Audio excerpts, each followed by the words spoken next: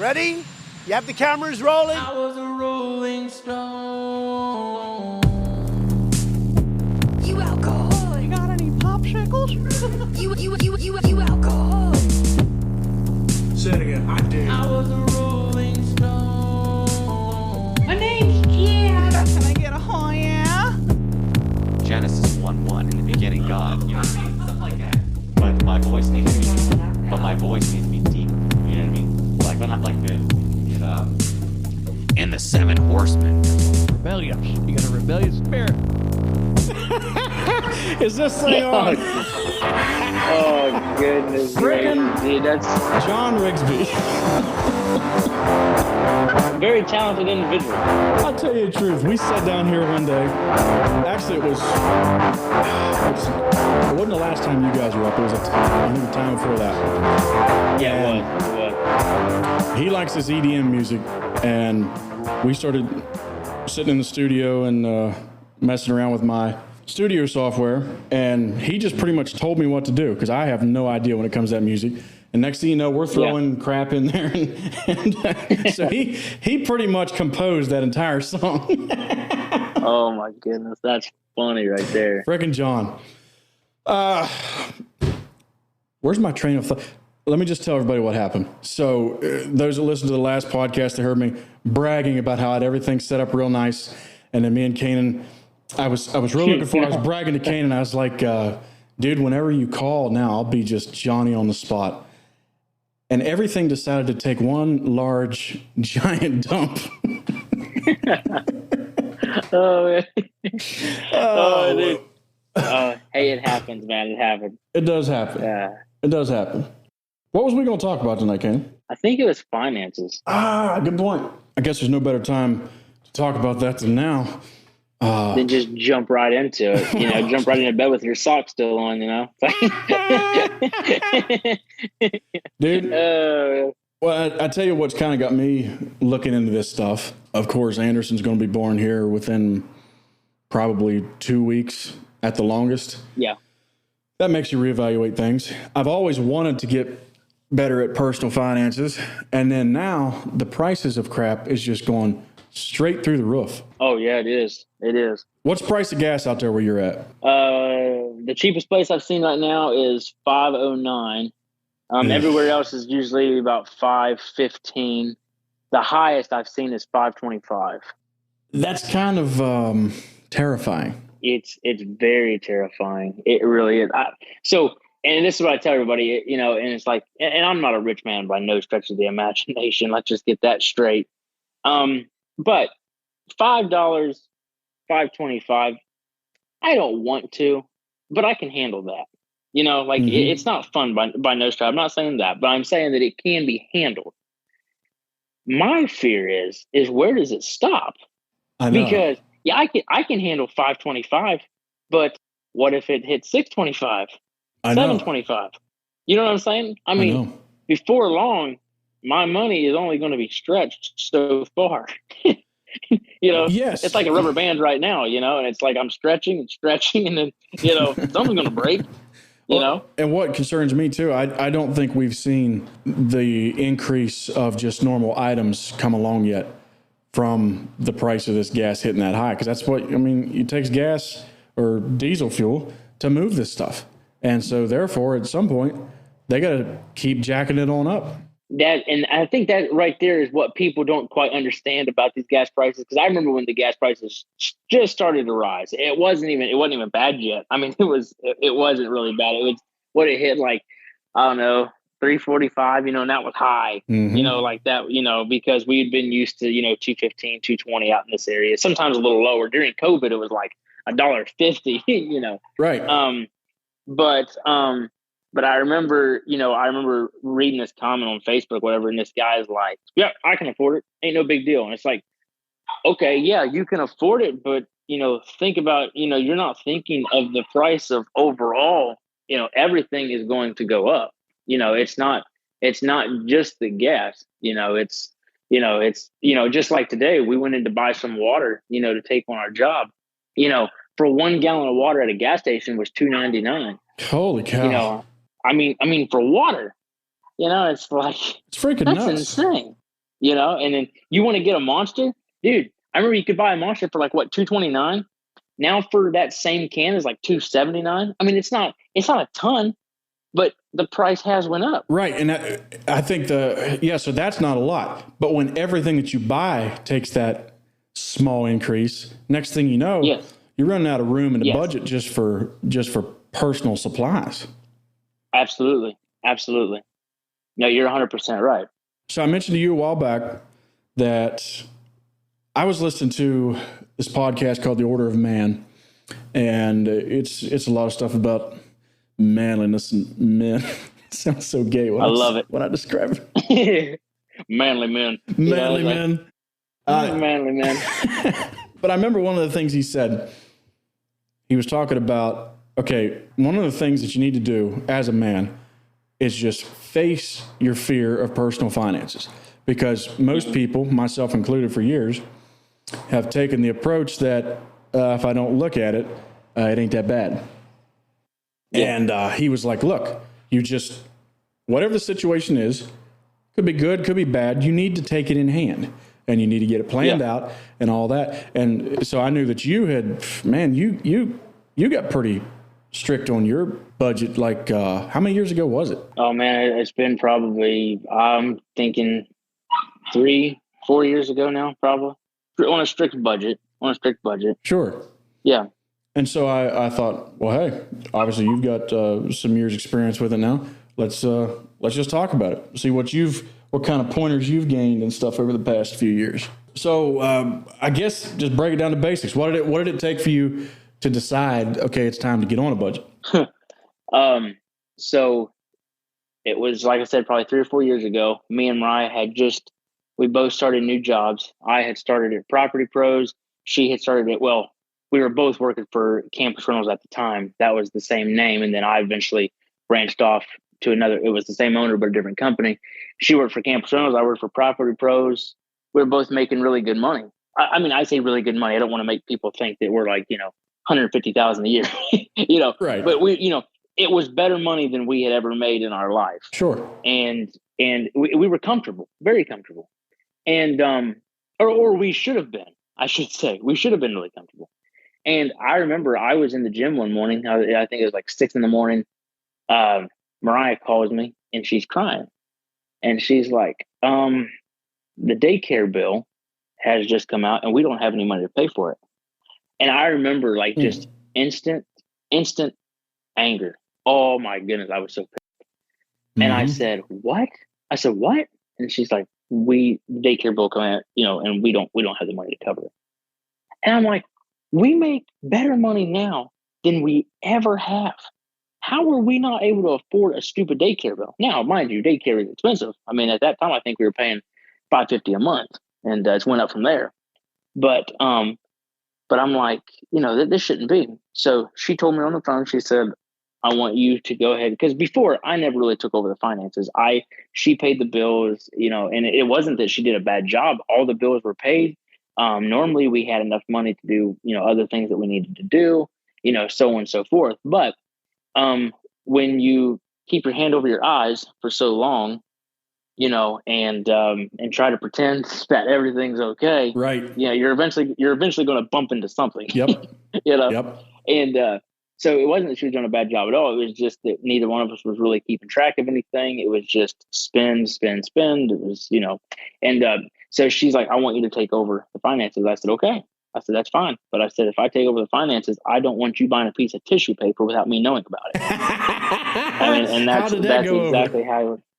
Well, I was so mad, and I don't say that to try to, boast myself, but I was so mad. I think she just kind of knew that's not a battle I'm ready to take on. I'll leave that one alone for now, and of course she was in agreement. She was on board at this time, because I mean, it was true. We were making better money than we've ever made. And yet we still can't pay a simple, daycare bill. Right. And so we got that behind us. I started kind of seeking some help because everybody was like, go to Dave Ramsey, whatever. Well, this lady that I worked with, Mariah worked with her as well. She was an accountant. And I just went to her and I said, hey, I said, just between me and you, I said, I'm I'm making better money than we've ever have, but I'm in worse financial shape now than I probably ever have been. Sure. And she said, give me about an hour, so I'll draw you something up. I was like, okay.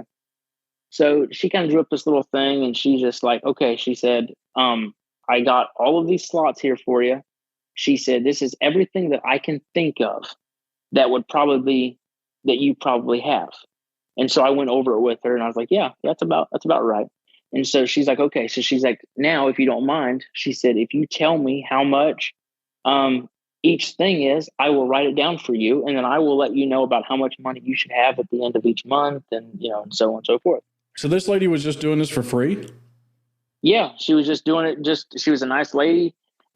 She knew us well. We worked together. So she was just out of the kindness of her heart. It was amazing. And so I sat down with her and I started giving her all the numbers or whatever. Well, when she got done, she's like, you should have like $1,300 a month extra money that could just go into the bank. And I'm like, oh my, are you serious? And she's like, yeah. I'm like, okay, well, I definitely need to make a change then, because I don't have $1,300 anywhere right now. Right. So I started following that. Well, then she started talking to me about debt, because I was in some debt too. And she's like, she said, what you need to do is, she's like, you need to kind of start with your smallest bill, and then you just need to kind of get that one out of the way. She's like, and then you need to roll it over into the net. I was like, have you ever heard of Dave Ramsey? And she goes, no, who's Dave Ramsey? Wait, I'm like, she had never heard. She never heard of Dave Ramsey. And she was she an accountant now? Maybe I'm. Yeah, well, an accountant, maybe not accountant. What was it? Is it a CPA? Like a tax lady, yeah. And I said, you never heard of Dave Ramsey? And she's like, no.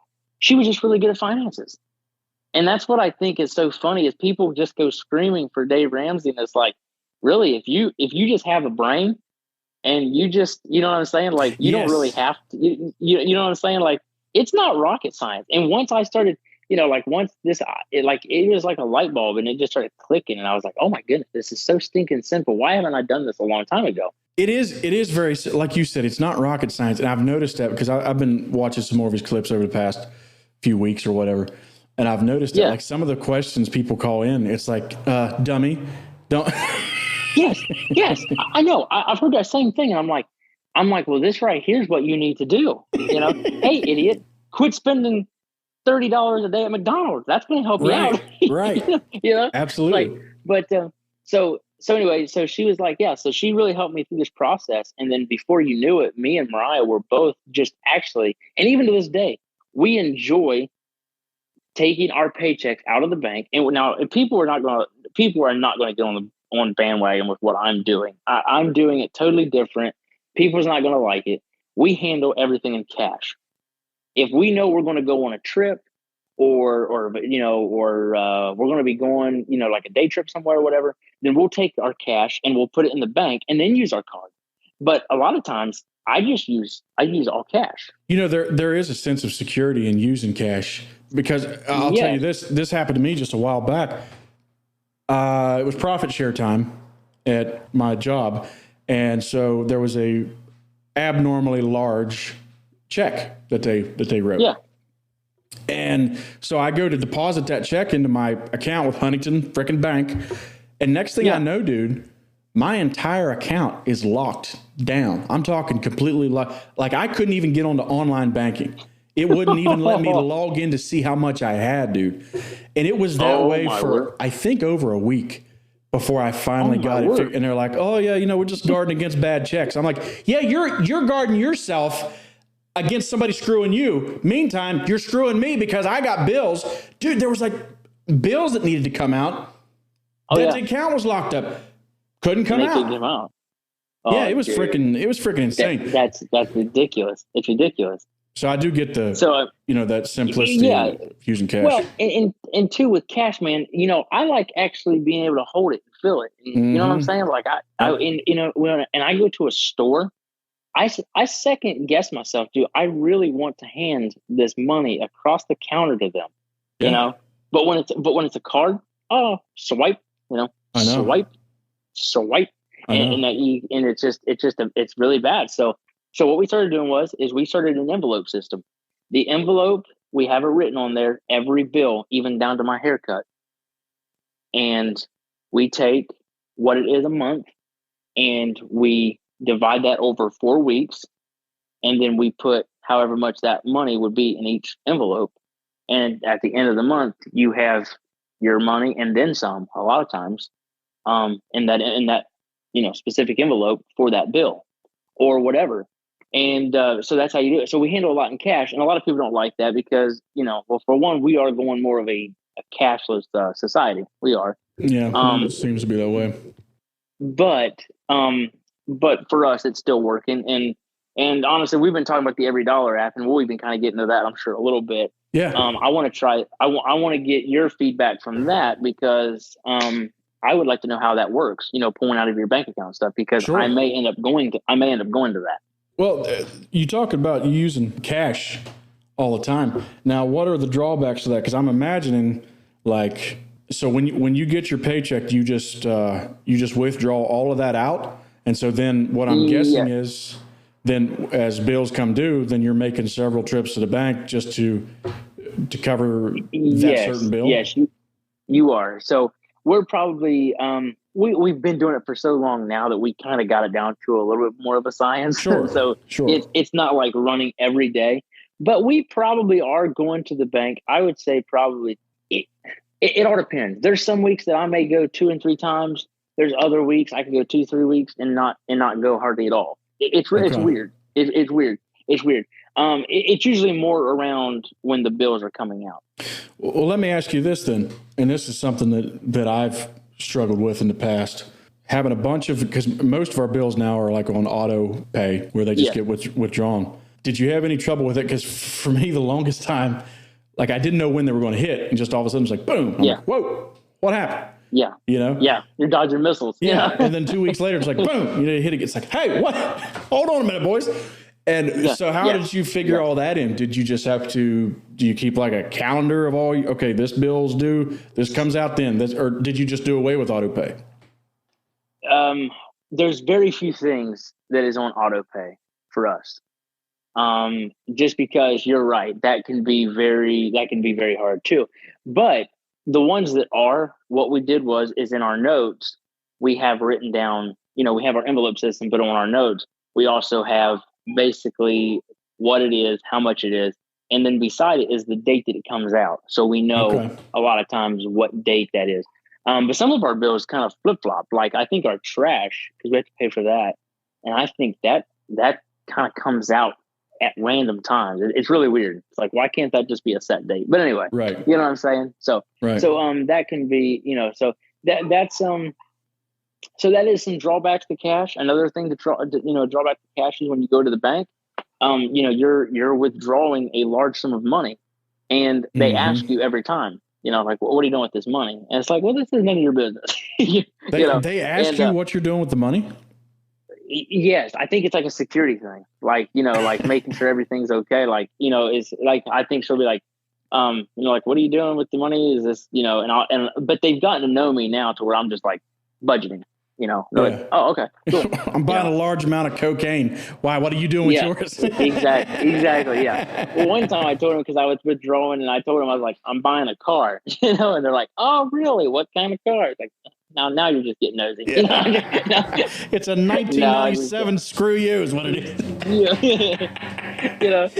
So that's that's drawbacks. But the reward is that we're no longer like just strapped, financially. And so, and I'm honestly too, like me and Mariah has talked about, it's like, we're honestly kind of scared to like start messing with it too much and trying to figure out new ways, because we're like, it's not broken and I don't want to break it. Right. It's like, right. I understand it's working, it's working, but I really am interested in the Every Dollar app, which I downloaded, and I just use it manually.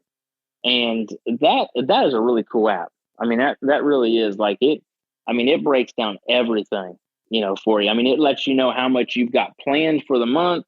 If you start entering stuff in manually, it lets you know how much you have in each like slot. And that's really cool. That thing has been really cool to see how much I have at the end of the month and stuff. Maybe for people that aren't familiar with it, because I'm new to it as well. here's where I'm at. So I've started the budget thing probably about 6 times. Written the budget down, been like, there it is, we can live in that, and then thrown it into a corner and forgotten. But so to be seriously on this path, I'm fairly new. I'd say we started this probably within the last, I don't know, maybe 3 weeks, 4 weeks, something like that. Okay. And I remember you told me about the Every Dollar app, which is from Dave Ramsey, and I've heard him talk about it as well. He's like, it takes you like 10 minutes to set up, which is kind of a lie. I mean, when I got to sit there and be like, how much do I need for groceries? Well, I eat until I'm not hungry. How much does that cost? Yes. Yeah, exactly. I did notice that it takes a little bit of time just to come up with the numbers, but it is very simple to use. And right now I'm doing the free trial because I'm not sure. I wasn't sure if I wanted to pay I think it's like $130 for a year. And I'm like, yeah, I think so. Dave Ramsey, for trying to get people not to spend money, you're sure asking us to spend a lot of money. Yeah, you're right. Exactly. And I said the same exact thing, dude. So the same exact thing. But I will say, for the trial of Ramsey Plus or whatever it is, it links to your bank account. So all that manual entering in is completely done away with. It just pulls. Yes. And so far, it's pretty, my free trial's up here in like a week. And I think I'm just going to go ahead and roll with it, man. It's I think it's worth what that equals out to. What roughly? Now I look like a fool. Like $10 a month, something like that, roughly. 10 or 12, something like that. Yeah. So, has it been pulling out of the proper spot every time? So far I have to tag everything, but they're all right there in the app, so you don't have to keep. Because for me, I'd have to keep switching screens or else sit and write everything down from my online Huntington banking, then enter all that in. So I don't know if next month, if it will remember what was tagged for what, that I'm not sure, but just the fact that it just imports all that information automatically is a humongous time saver. Oh yeah. Dude. Well, now that I know that you like and stuff, I may do it as well. That may really help. That may really help us out, honestly. And then what do? Then you just have everything on an automatic withdrawal to where all your bills just automatically just kind of come out of that then? We have a lot of, I would say probably most of our bills are on automatic withdrawal, but at least this way I can track it and just track it for the month.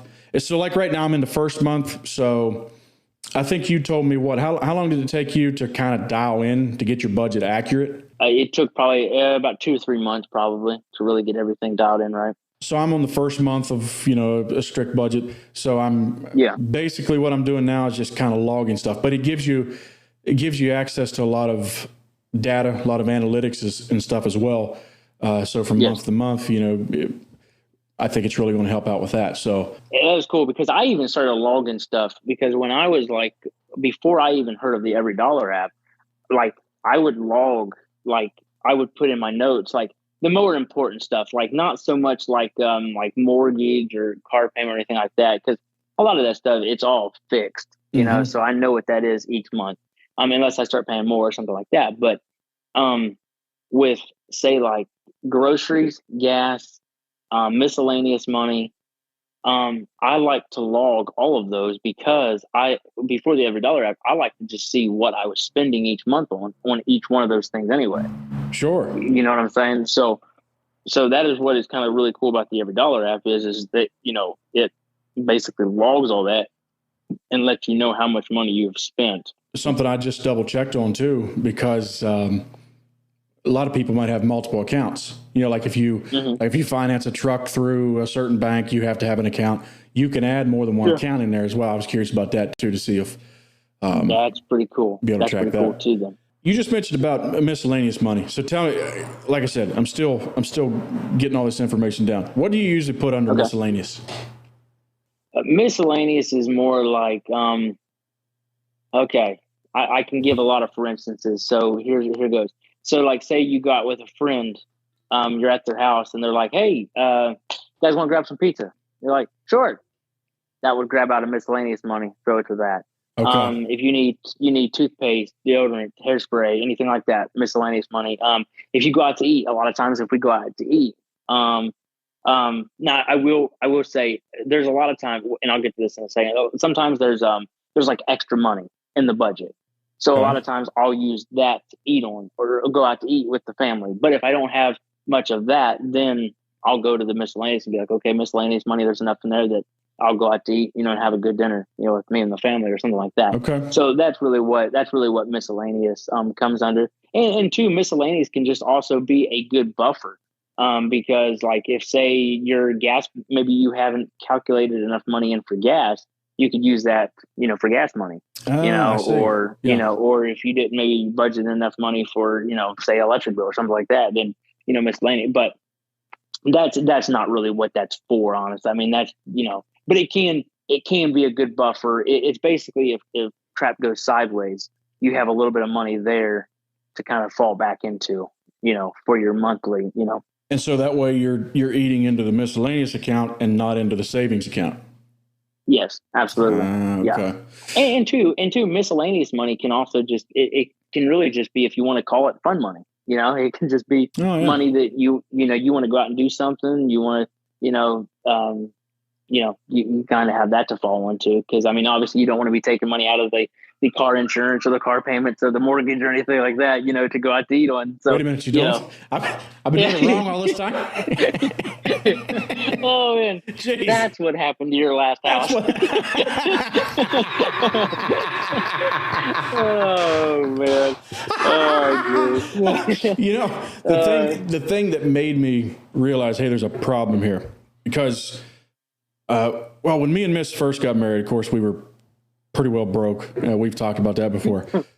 Me too. And so we make kind of in the same situation that you were in, Canaan. Like, all right, we make decent money now. We live comfortably. I think we live more comfortable than I did as a kid. Which I consider a success. But I would notice, so usually around, like say income tax time, if you play your cards correctly, which I'm not sure. The older I get, the more I'm not sure how that's done. But you get your refund back, and so then you'd have that large influx into the savings account, and then I would notice just over the course of the year that would just continue to dwindle. And I'm like, wait a minute, okay, so we're not broke. However, we've got a leak somewhere. Yes, and I want to stop that leak and get that savings account headed back the other direction instead of just constantly having to eat into it. Absolutely. And that's where just a good budget will come in, to where where your leaks are at, where to plug them, you know what I'm saying? Mm-hmm. And that's where you can start dropping money into your savings, and you can see that savings account grow and not dwindle, like you said. Right.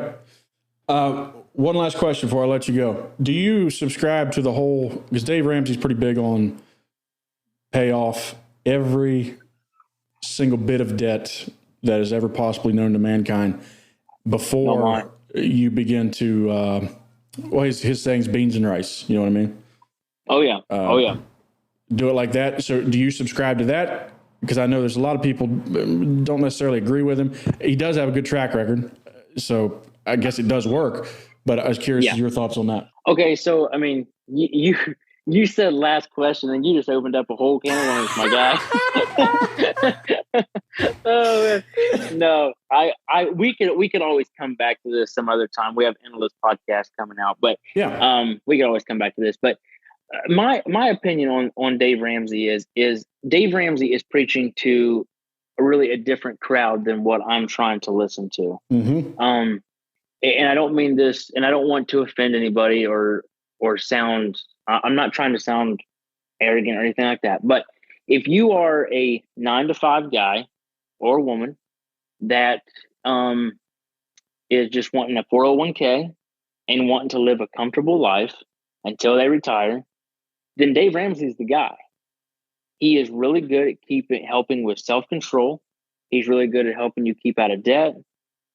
He's really good at helping you really manage your finances. I'm all for that.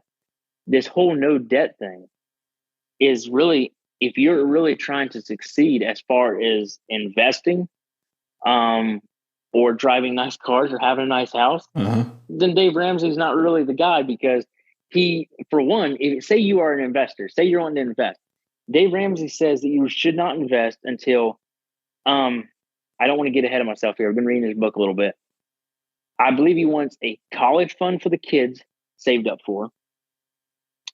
And at least, and I think the house paid off too, but if not the house, at least like no debt, like cars, cell phones, the only debt I think, and I think he even wants the house paid off too. But if you are allowed to have some debt, I think he says that maybe a mortgage is okay. But that is before you are to ever start investing and trying to make passive income.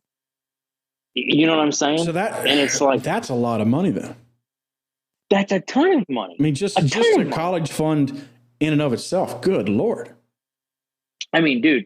Okay, so he talks about the college funds. I've been reading his book. I actually found out that there are these college savings funds or whatever that you can invest into.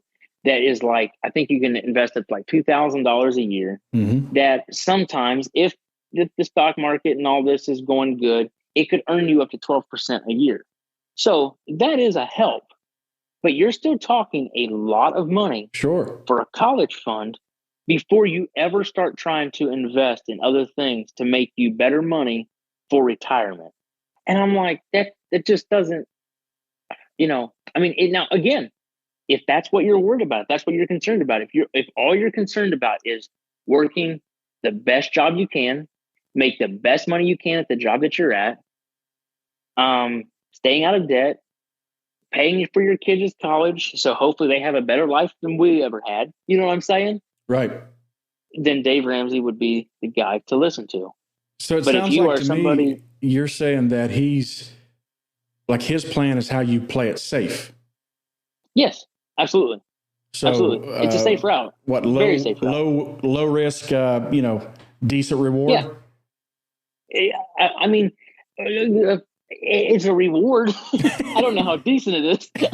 I mean, dude, you think about it. You think about it. Back when Dave Ramsey was writing these books, and I'm probably a ton of people are going to disagree with me on this, and that's fine. Back when Dave Ramsey first written the book Money Makeover, and he was talking about, what was it, in 2006, 5 or 6, somewhere in that range, he was talking about, having $1,000 emergency fund and all that great stuff. That's good stuff. That's really good. Mm-hmm. I'm in favor of that. But when he was preaching that, $1,000 would go a long ways. Sure. Dude, when my AC goes out of my house, it's $1,000. That's true. Yep. You know what I'm saying? And so it's like, so you need like, for a good emergency fund, you need like $3,000 and $4,000. So I said that to say this: go a safe route with Dave Ramsey. You come down to retirement. What are you going to have in retirement? You better hope that you have at least $2 million. Well, what does he say? I just heard him the other day. I forget what his plan. He does estimate that you'll wind up like comfortable for retirement. But is he? So I guess my question is he talking about, okay, just normal living? Like you can just live normal, but not like you're not going to be like extremely wealthy. No, see, that's my thing is I don't think you're going to have a great lifestyle. I think you're going to basically, your bills will be paid. You probably won't have a house payment because, no debt, of course, no car payment. So he's saying that you won't have any debt. So that will help you out, which he is correct on, if that's the route you're taking.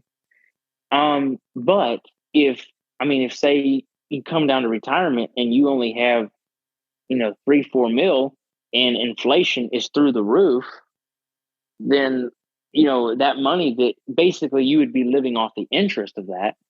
You know what I'm saying? Mm-hmm. So like, how much money is that going to be? I don't feel that that's going to be, you're going to live. I don't think you're going to live like, you're not going to have no brand new Ford in your driveway and no nice big house. You're probably not ever going to be a snowbird. You know what I'm saying? Yeah. Cause that takes big money. Yeah. Good point. It does. And it's like, I don't really see like, if you want to, I'm trying to be nice. I'm trying to be like respectful. I mean, if you don't want to be broke, then and have a horrible retirement, I would say start investing at a young age. You know what I'm saying? And Sure. not really taking the whole approach of, you know what I'm saying? Okay, let's take the stock market, for instance, okay? Back in December, I think I already told you this story. Back in December, I checked my 401k. It had like 9 grand in it. I had forgotten about it for a little bit, went back to it, in like January or, no. It was like February or March. Dude, it dropped to like $3,500. Okay. Wow. No big deal. No big deal if Because you're young and whatever. got a while to recover from it. Yeah, exactly. No big deal for me. But what if you're like a 65, 67-year-old man getting ready to retire, Mm-hmm. and that happens to you? What happens then? Like, I mean, that's my whole thing with the whole stock market. Sure. And saving for retirement and stuff. And which saving retirement is great. I mean, I do that too. I mean, Right. I have a backup plan. I have a backup plan. But that's not my sole focus. Is just to try and save as much dollars as I can. And two, me and Josh Ranke, I think I say his name. Me and Josh Ranke, we were laughing the other day, like, Dave Ramsey talks about,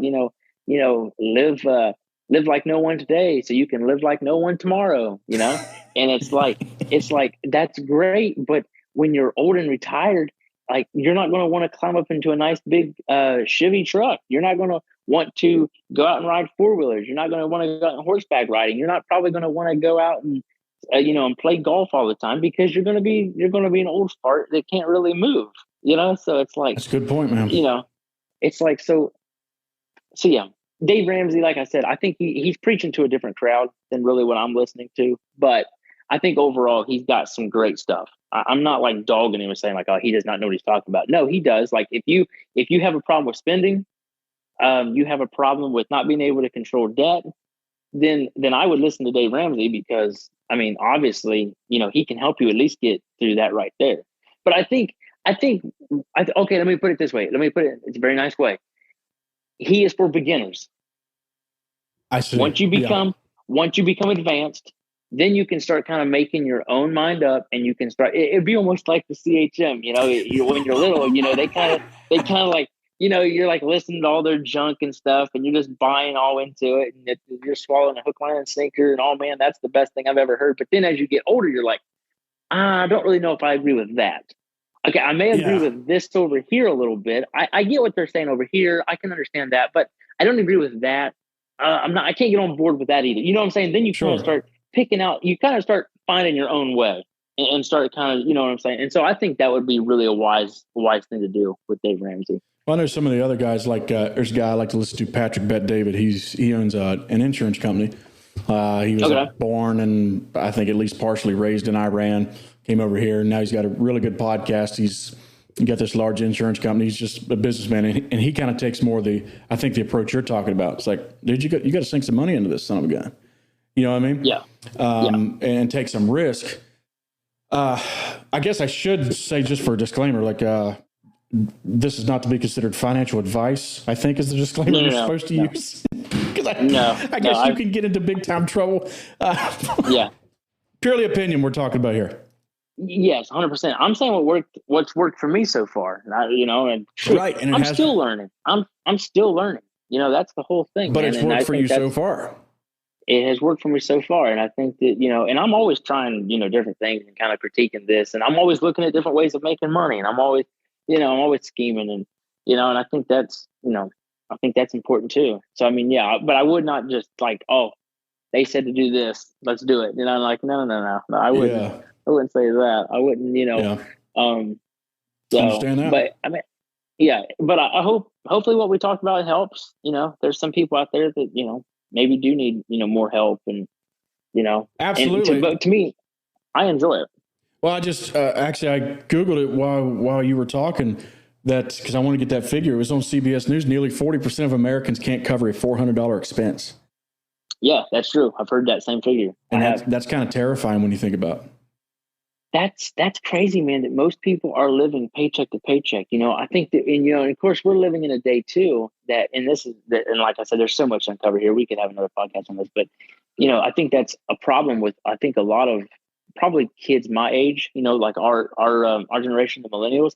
I think that like a lot of times they don't really ask what the price is overall. They just ask how much it's going to be a month. Yeah. So Yep. so then they have like this coming out of them each month, and this coming out each month, and this coming out each month, and the next thing you know, they really don't have any money. They're like, oh crap, it's like really what you want to do is you want to try to keep your paychecks high and all of your expenses low. That way you have money to play with, man. You know what I'm saying? Whether you want to save it or invest it, you have money to play with. I think it's a trap that Americans fall into a lot. It's like, okay, of course, I imagine car prices are way above this now, but you go look at a car lot and you're like, $450 a month. Yeah, I can handle that. And then next thing you know, it's like, then your wife needs a car. Well, yeah, $450 a month, we can handle it. And next thing you know, you get too many $450s a month. And, or $20 a month here, or $50 a month there. Next thing you know, the cash flow is it looks like a starving model. Isn't that the truth, man? Isn't that the truth? It's so true. And people don't really, I think people do understand it, but they just don't really care to understand that. Yeah. They're just like, whatever. Well, it's one of those things, and I'm not talking on a high horse here because this is something that I'm just now getting a handle on. So I want to make sure everybody knows this is not me sitting here being like, yes, I have such great financial advice. No, I've just same here. I've just came, to reckon with this recently, and really, the only thing it takes is just sitting down and doing it. Yeah. It's not expensive. It can cost you absolutely nothing. Just, okay, how much do I have coming in? How much do I have going out? Exactly. Well, and that's the thing is I've made boneheaded mistakes even like within the past like 6 months to a year that I'm like, oh yeah, me too. I wish I wouldn't have bought that. I wish I wouldn't have done that. Like I may have jumped on that a little too soon, or you know what I'm saying? Like, but it just comes from learning from those mistakes and trying to correct them, and But so you're always gonna maybe do things you regret or whatever, but it just keep learning, keep pushing, and And man, I would listen to all the financial guys I could get a hold of. I read Dave Ramsey. I'm reading his book right now. Like I have no problem with Dave Ramsey. I don't agree with everything that he says, but I think the majority of it is good stuff. I listen to Grant Cardone. I listen to Robert Kiyosaki. For all you Trump haters, I listen to Donald Trump. There's great stuff. There's Sure. there's on that. So I would listen to everybody that I could get my hands on. Information is valuable, man. Very valuable. It is, man. Very valuable. So, and that was kind of the question I was going to ask you in closing, but you pretty much answered it. For people that want to find out more, what kind of resources have helped you, and I think you pretty much just went over the list there. Yeah, I did. Those are the guys I listen to. There's tons more. But a lot of the is like newer guys, and a lot of them are like kind of, I don't know, feminine acting, and they're just like, so guys, this is the best way to save $10 a month. I was like. I'll just get my $10 a month, but no, I'm joking. But anyway, so yeah, but just kind of find who kind of fits. Like Grant Cardone, he's more of a guy that's like investing. Like if you want to invest, like that's kind of the guy. Like him, Robert Kiyosaki, Donald Trump. Those are guys that's more about like investing and putting their money in whatever. Of course, Dave Ramsey's more about getting out of debt and stuff like that. So it's all good stuff, And then try to incorporate it all. Would you say it's a safe bet to stay away from the get rich quick YouTube guys? Oh my, yes. Oh my. Those guys make me cringe so bad. They always, they're standing there. They're usually like, a young dude, like 25. Usually got, well, I better not make any comments about that. But they've usually, stay away from that one, Phil. But they're usually, they'll start off their video with a Maserati and like two good looking women. And they're like, I'm going to tell you how I got rich. I'm like, are you? Are you really? Are you now? Yeah. Did you? Yeah. Yeah, you're right, dude. Those are just like, I'm like, come on now. But now, tell me something. You were talking to me, and you might want to edit this out because like this is going to kind of get off track for a sec. But was you telling me about a thing that, like, what was it called? Like it was basically like middleman or whatever between like drop shipping. What is that all about exactly? How does that work? I don't know. And one of the things that makes me leery of it is a lot of the people that promote it are those very guys we just made fun of. And so basically it's like you would find a company that manufactures stuff. Okay. And then you would resell that. What a lot of them are saying is that it's like, look, this is super easy. And you can just, like you get on freaking Alibaba and you get this material. And a lot of times they won't even bill you for it until you've sold it. And I'm like, wait a minute, something's wrong. If it was this easy, everybody in the world would be drop shipping, dude. No, you're right. Well, because I was talking to a guy the other day that he was talking about, he knows a guy that right now he buys basically like these big like containers of stuff. Mm-hmm. And then all he does is, and he makes it sound super easy. Like he buys this stuff. He then lets Amazon, store it, package it, and ship it. And then he makes like a certain amount of money off of each item. And I'm like, well, then I want to get into that, because basically all he's doing is investing money, which is something that I like to do anyways. And it's like, that sounds super easy. I don't know if it's that easy, and that's why I was kind of wanting to ask you. I was like, well, maybe it's kind of one and the same. Like maybe it's kind of the same thing. I really don't know, but to me, it seems like if something, what's the saying? Something's too good to be true. It probably is. It's something it probably I is. definitely want to do more research into before I would come on here and sing the praises of drop shipping or, buying containers. Hey, same here. Hey, another thing though, dude. And for all you out there that might be interested, Bitcoin is down to, last time I checked a few hours ago, it was down to 22. The lowest I've seen it is 20. Dude, It was at 60,000. It was at like 60,000, a year and a half ago. It was at 30,000 a week or two ago. So I'm actually thinking about buying into that a little bit. I know some guys I listen to, they got pretty wealthy on the whole Bitcoin thing when it first started, because you could get it for a little bit of nothing. You can get it for nothing. So it's still expensive, but dude, I was thinking the other day, I thought, man, if I dropped a couple hundred into it and say it went from like 20 to 30, like I would make a decent profit off of that.